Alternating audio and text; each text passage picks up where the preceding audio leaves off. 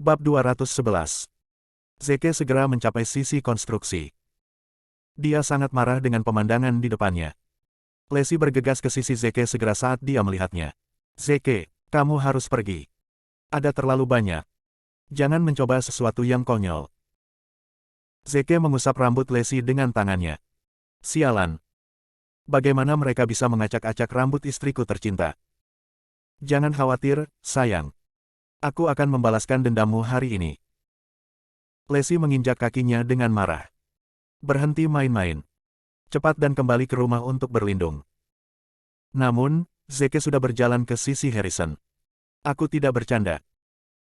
Aku yakin aku sudah memberitahumu sekali ini. Aku satu-satunya yang diizinkan menggertak istriku tercinta. Harrison memberi isyarat kepada anak buahnya untuk berhenti mengobrak-abrik lokasi konstruksi dan mengepung Zeke begitu dia melihatnya. Huff. Akhirnya, si pengecut muncul. Ini peringatan untukmu. Berhentilah membalas dan ikuti kami jika kamu tidak ingin masuk neraka. Zeke memandang pria itu dengan sikap acuh tak acuh. Siapa bosmu? Harrison menjadi penuh dengan dirinya sendiri dan menjawab dengan arogan, baik. Saya akan memberitahu Anda apa yang terjadi sebelum kematian Anda. Bos kami adalah T-Rex. Zeke mengerutkan alisnya. Siapa T-Rex itu? Aku belum pernah menemukan pria dengan nama seperti itu. Harrison tiba-tiba kehilangan ketenangannya. Brengsek. Sepertinya kamu punya keinginan mati, iya. Downey segera berbisik, Zeke, T-Rex adalah orang paling berpengaruh di antara orang-orang dari dunia bawah O'Hare City. Oh. Zeke kecewa karena dia pikir dia akan bisa mendapatkan dalang utama di balik segalanya. Namun, dia malah disambut oleh antek dalang lainnya.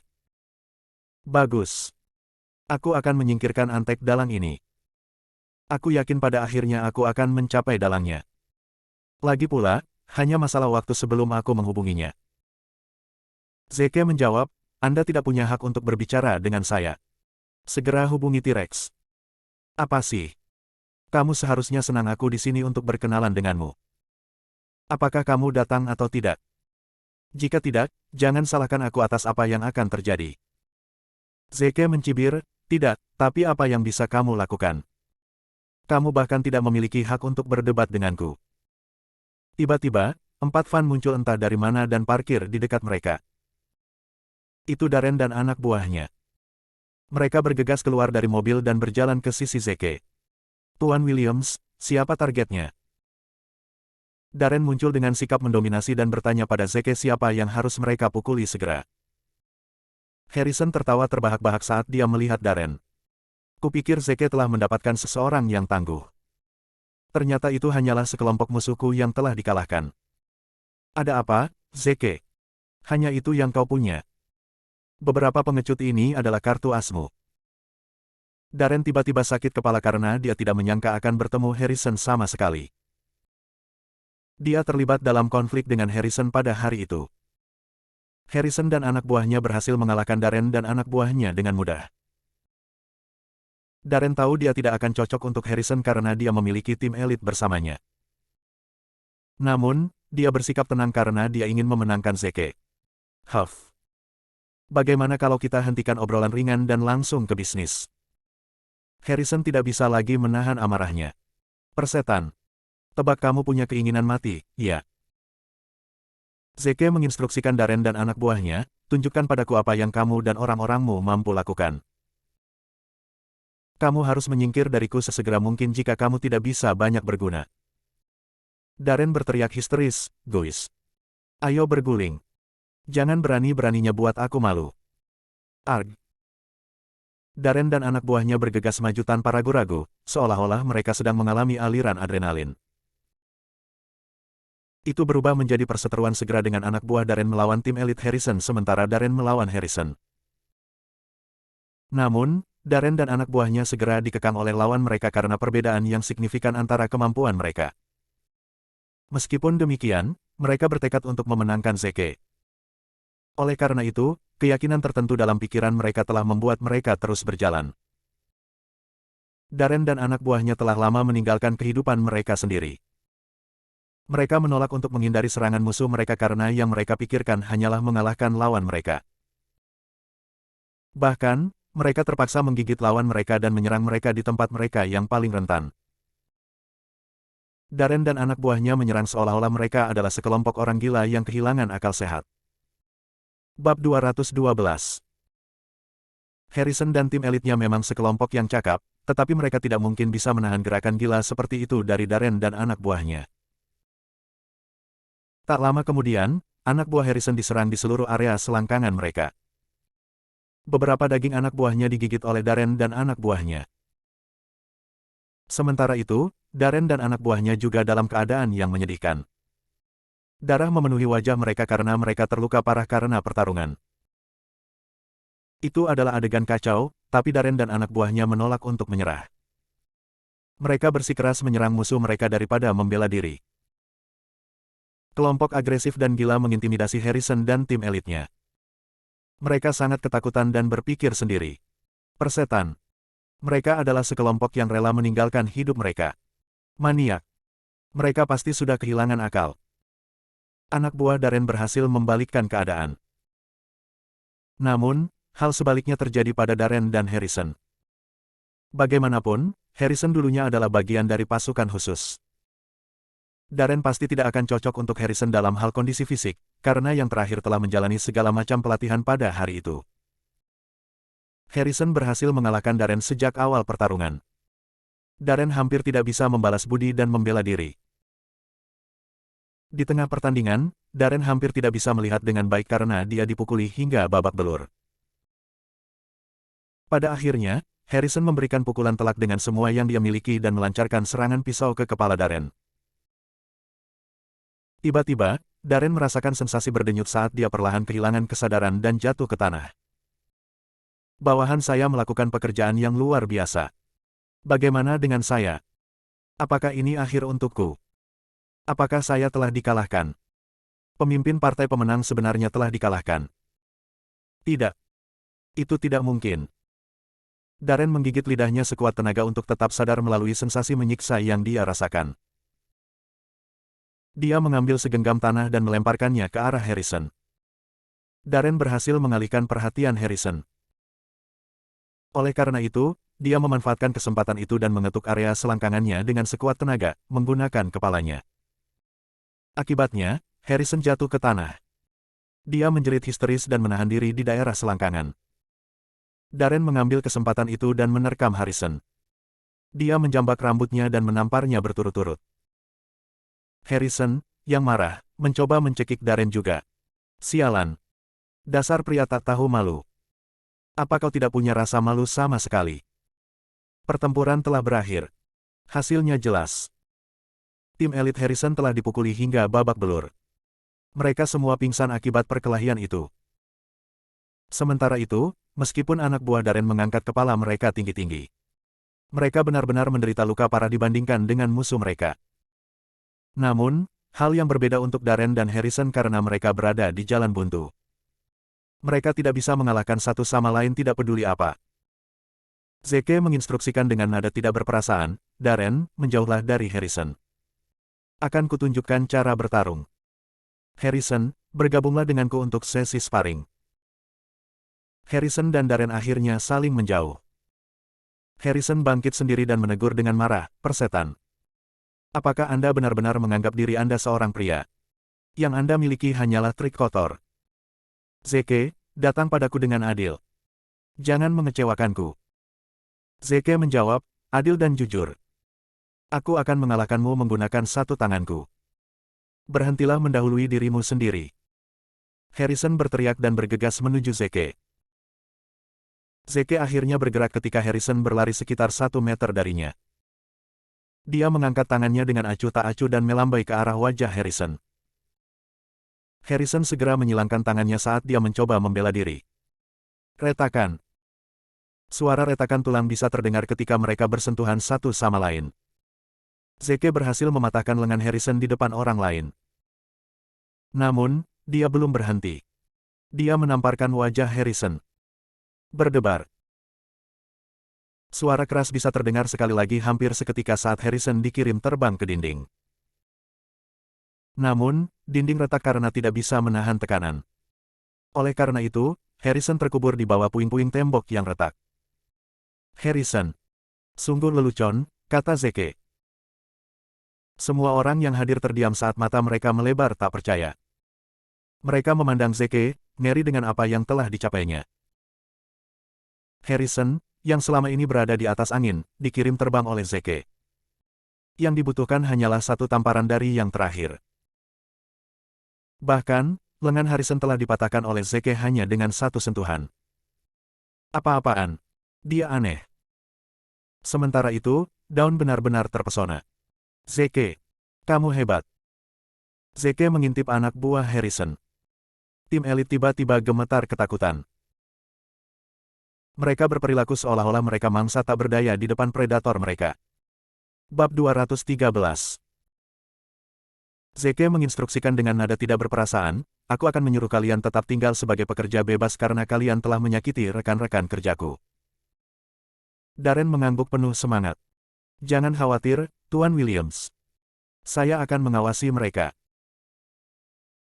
Zeke berjalan ke arah Lacey dan memberitahunya, Lacey, apa kau melewatkan sarapanmu lagi? Kau gadis yang sangat nakal. Ini dia. Aku membawakanmu sarapan. Semua orang akhirnya menyadari bahwa Zeke telah membawa sarapan bersamanya. Mereka terkejut karena makanan itu dalam kondisi sempurna bahkan setelah pertarungan yang ketat. Lacey tidak mengambil set makanan yang dibawa Zeke. Dia mencubit telapak tangannya sebagai gantinya. Itu daging, kan? Maksudku, kamu bukan robot, kan? Zeke terdiam saat dia berpikir sendiri. Anda memiliki pikiran yang kreatif, sayangku. Zeke menjawab, Lacey, kamu harus kembali ke kantormu. Aku akan tetap tinggal dan mengawasi mereka. Lacey mengangguk dan menginstruksikan, kamu tidak diizinkan bertarung lagi, oke? Zeke terlalu kuat. Dia akan secara tidak sengaja membunuh mereka jika dia gagal menahan diri. Zeke mengangguk. Baik. Lacey bergegas ke sisi seorang pria. Dia adalah orang yang menghalangi jalannya dan melindunginya saat itu. Terima kasih banyak telah membantuku sekarang. Aku akan memberimu 7 hari cuti berbayar. Bagaimana menurutmu? Terima kasih, Lacey. Jawab pria dengan kulit kecoklatan saat dia memiliki seringai di wajahnya. Lacey menggelengkan kepalanya dan berpikir sendiri. Lacey. Dari mana dia berasal? Ini kebiasaan yang aneh bagimu untuk memanggil namaku. Maksudku, aku bosmu, kan? Lacey tidak memedulikan pria itu dan pergi.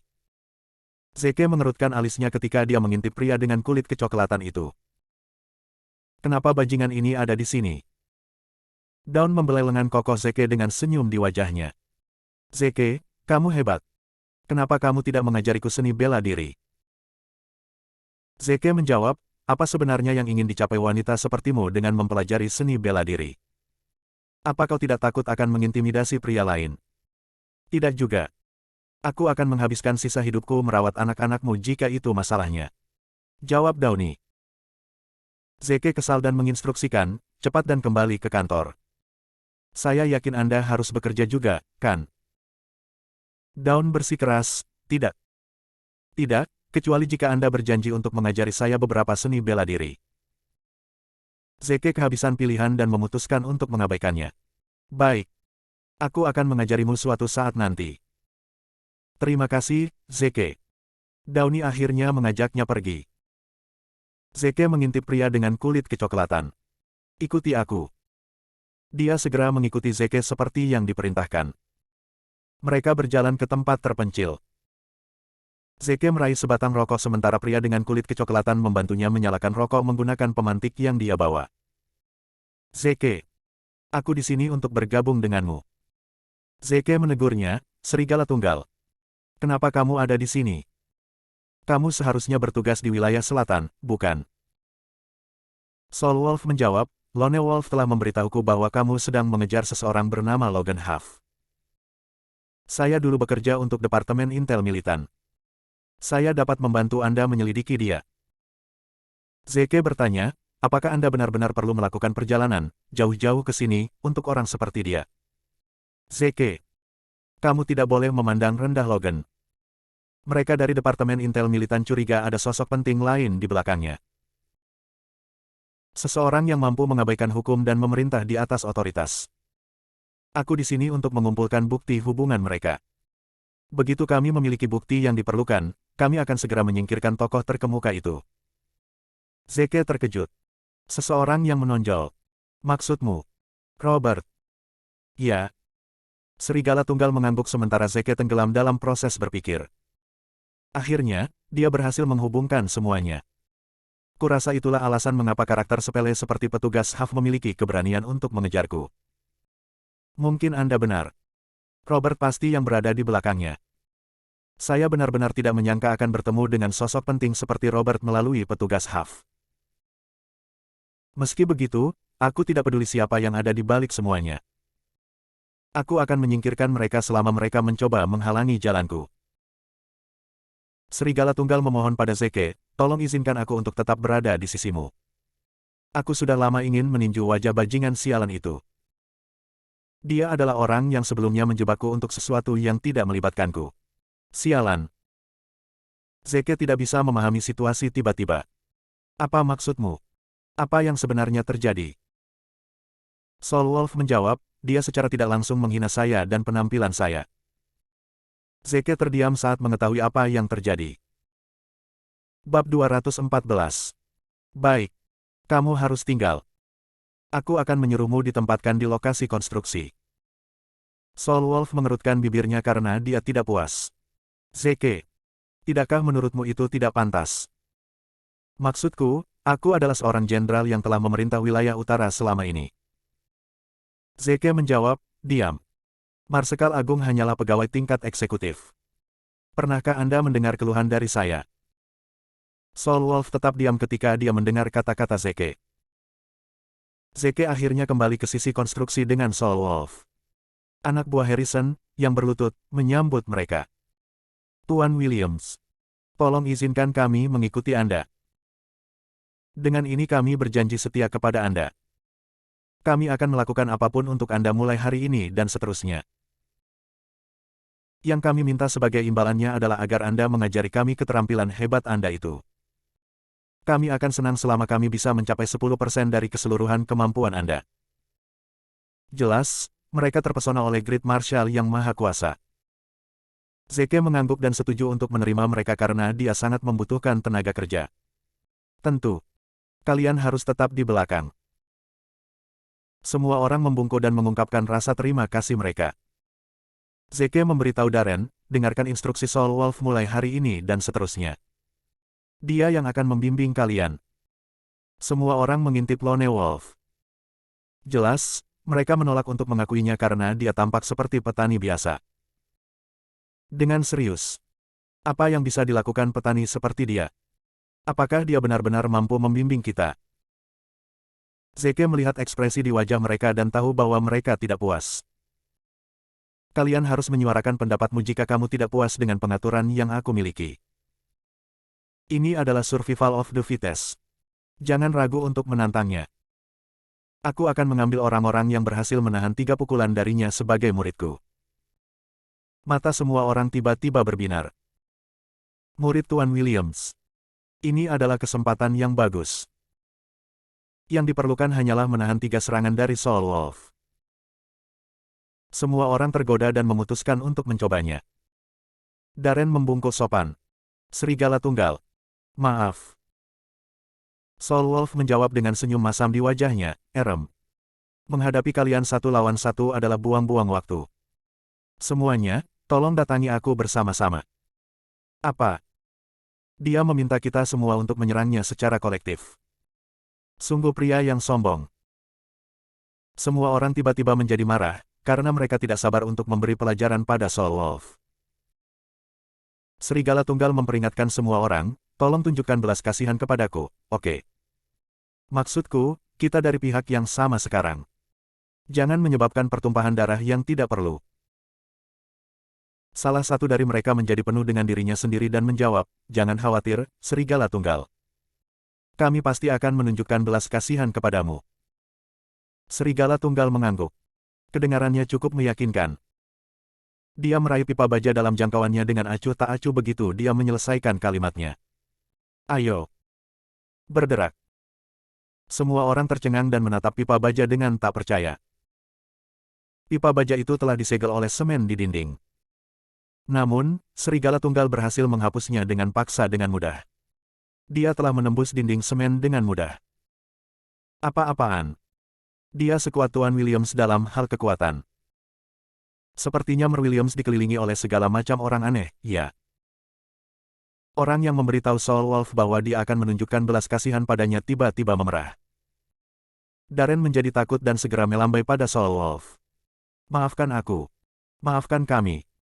Kami sama sekali tidak bermaksud menyinggungmu. Mari kita lupakan saja. Kami akan mendengarkan setiap instruksimu mulai hari ini dan seterusnya. Serigala tunggal segera menghentikan mereka. Hei, bukan begitu. Aku sudah siap. Ayo. Kamu akan bisa mengalahkanku dengan mudah. Aku janji. Semua orang terkikik dan mengungkapkan ketidakpercayaan mereka. Apakah Anda benar-benar berpikir kita akan jatuh untuk kebohongan lumpuh semacam itu? Serigala tunggal memprovokasi mereka tanpa henti karena sudah cukup lama sejak dia terakhir kali memiliki kesempatan untuk berdebat dengan yang lain. Oleh karena itu, dia menolak untuk membiarkan mereka lolos dulu. Zeke kesal dan memarahi, "Diam, serigala tunggal. Mari kita simpan untuk hari lain. Kesempatan bagimu untuk bertanding dengan yang lain akan segera datang." Soul Wolf menjawab, "Zeke. Lebih baik kamu ingat kata-katamu. Kamu berhutang satu padaku. Aku tidak sabar untuk bertarung dengan yang lain." Semua orang terdiam karena betapa agresifnya Soul Wolf. Zeke mengintip tumpukan puing-puing yang dikubur Harrison jauh di lubuk hati. Apakah Harrison sudah mati? Maksudku, tidak ada satu gerakan pun yang keluar dari tumpukan puing-puing itu sama sekali. Apakah saya tidak sengaja pergi ke laut? Tidak. Harrison yang bersalah. Dia terlalu lemah. Zeke memerintahkan Darren, suruh seseorang mengirim Harrison kembali ke T-Rex.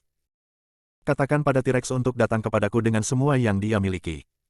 Aku akan selalu menghiburnya. Segera. Jawab Darren.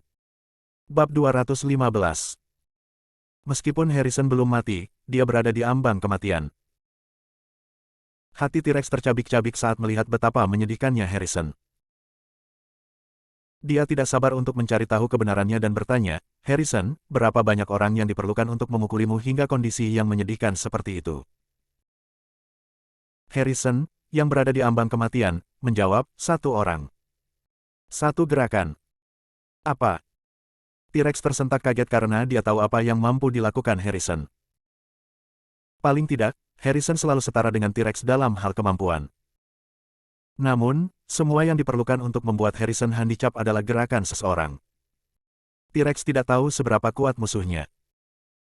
Harrison bertanya, "Apa yang harus kita lakukan?" T-Rex mengerutkan kening dan menyalakan sebatang rokok. Dia menghela nafas panjang setelah beberapa waktu. "Kami pasti akan membalas dendam, tapi tidak untuk saat ini.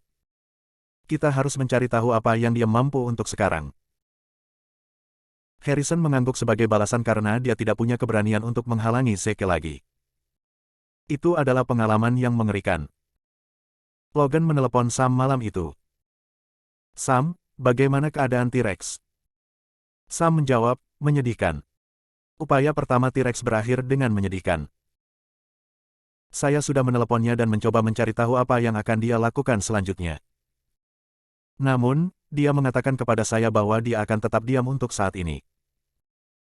Logan mendengus dan menjawab, "Huff. Sungguh sekelompok yang tidak termotivasi. Sepertinya kita harus memberinya dorongan yang dia butuhkan." Sam balik bertanya, "Petugas Huff, apa yang Anda pikirkan? Apa yang harus kita lakukan?" Logan mencibir, "Perusahaan keamanan T-Rex adalah andalannya. Jika perusahaannya dibakar, menurut Anda siapa yang akan menjadi orang pertama yang terlintas di benaknya?" Sam menjawab hampir seketika, "Zeke. Tidak diragukan lagi." Logan mengangguk, "Itu benar. Jika bentengnya dihancurkan oleh lawannya, aku yakin dia akan memberikan semua yang dia miliki untuk membalas dendam, kan?" Sam tersenyum dan menjawab, "Petugas Huff. Itu rencana yang brilian. Jangan khawatir. Aku akan segera menyelesaikannya." Saat itu pukul 3 pagi. Jurassic Security Holdings, satu-satunya penyedia layanan keamanan di O'Hare City, dibakar. Api hebat menerangi kota. Itu telah berlangsung selama 5 jam berturut-turut sampai subuh sebelum api padam. Bangunan 20 lantai itu telah berubah menjadi tumpukan puing saat itu. Syukurlah, kebakaran terjadi di tengah malam sementara bangunan itu benar-benar terisolasi. Karenanya, tidak ada yang terluka. Namun, T-Rex mengalami pukulan finansial yang serius karena kebakaran tersebut. Itu telah menyebabkan dia kehilangan setidaknya 100 juta. Kebakaran tersebut menjadi isu viral. O'Hare City terkejut karena semua media meliput berita tertentu. T-Rex berdiri tepat di depan tumpukan puing-puing. Pembuluh darahnya di wajahnya menonjol saat dia menggertakkan giginya dengan sekuat tenaga. Ini terlalu banyak. Zeke, Anda seharusnya tidak memaksakan keberuntungan Anda. T-Rex bahkan tidak repot-repot mencari tahu siapa yang berada di balik api karena dia langsung menganggap Zeke sebagai dalangnya. Zeke pasti telah membakar gedungku untuk membalaskan dendam istrinya. Bangunan itu selalu menjadi andalan T-Rex. Dia tidak akan bisa bangkit lagi karena andalannya hancur. Bang! Dia melemparkan pukulan ke jendela mobil di sampingnya dan menginstruksikan, panggil semua orang yang tersedia. Kami memiliki beberapa skor untuk diselesaikan dengan Zeke. Aku ingin dia mengganti kerugianku 2 kali lipat. 1 jam kemudian, 300 anak buah T-Rex berkumpul di depan gedung yang terbakar. T-Rex memimpin anak buahnya saat mereka berbaris menuju lokasi pembangunan Love in a Fallen City. Sebagian besar anak buahnya bekerja sebagai satpam di bawah perusahaannya. Mereka telah menjalani pelatihan profesional. Oleh karena itu, mereka adalah kelompok yang cakap juga. Kelompok tanpa ampun berbaris menuju lokasi yang ditentukan tanpa ragu-ragu. Sementara itu, Lacey yang berada di kantor proyek Love in a Fallen City sempat cemas saat melihat berita tersebut. Jurassic Security Holdings dibakar. Zeke, apakah kamu orang di balik ini? Dia menunjuk berita di laptopnya dan bertanya. Zeke mengintip berita itu dan menggelengkan kepalanya. Apakah kamu mencurigaiku? Aku telah tinggal di sisimu sejak tadi malam, kan? Bagaimana mungkin aku bisa membakar gedung itu?